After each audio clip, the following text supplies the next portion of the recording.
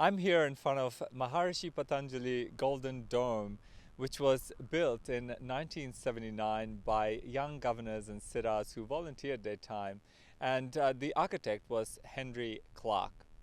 Now, Andrew Rushing is with me to tell us more about the dome and who can go in and what he does to make sure that they are a siddha when they're going in. Hi, Andrew. How are you? Hey, good, Mustafa. How are you? Good, thank you. Now, you're studying here, you're a student. Tell us about your course. What are you studying? I'm finishing a bachelor's in Maharishi Vedic Science. That's great. Are you enjoying it? Oh, I love it. I feel like I could stay here another few years.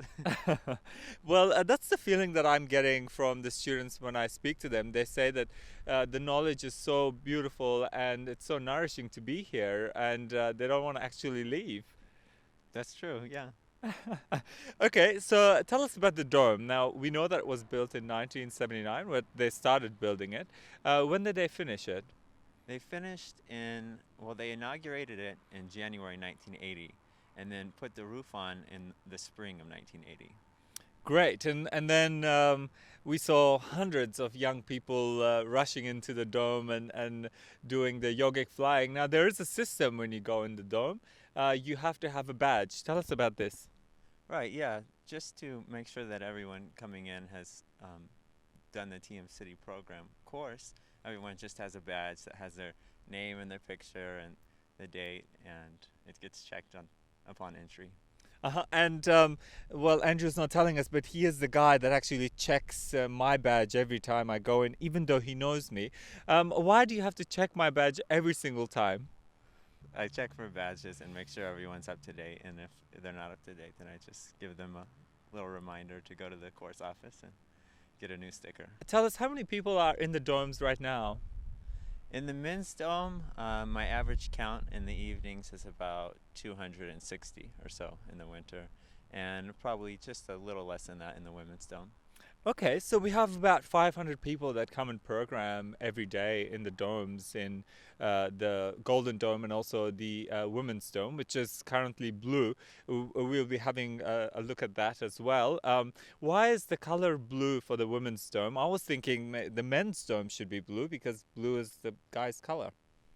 Well, it's blue temporarily because they're putting on a new roof, and that's the waterproofing coat, I believe, is the blue, and then this spring when it warms up, they'll give it a layer of gold.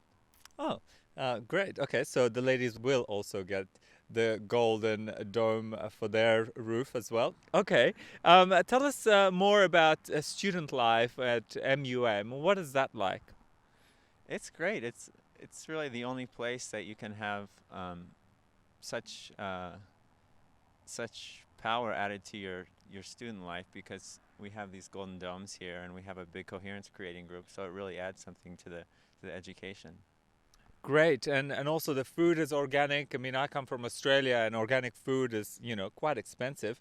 But here to be a student and consume organic food all the time is quite nourishing on to your physiology as well. Yeah, that's one of the main draws to this university, is having vegetarian organic food, and a lot more recently more Vedic organic food, which is being grown in Vedic City, just next to us here in Fairfield, and they're doing recitations regularly for the crops and stuff. So it's really great. Well, Andrew, it's been a joy to have you here, and I know it's quite cold, and I don't want to keep you outside anymore, but thank you so much for joining us. Thank you.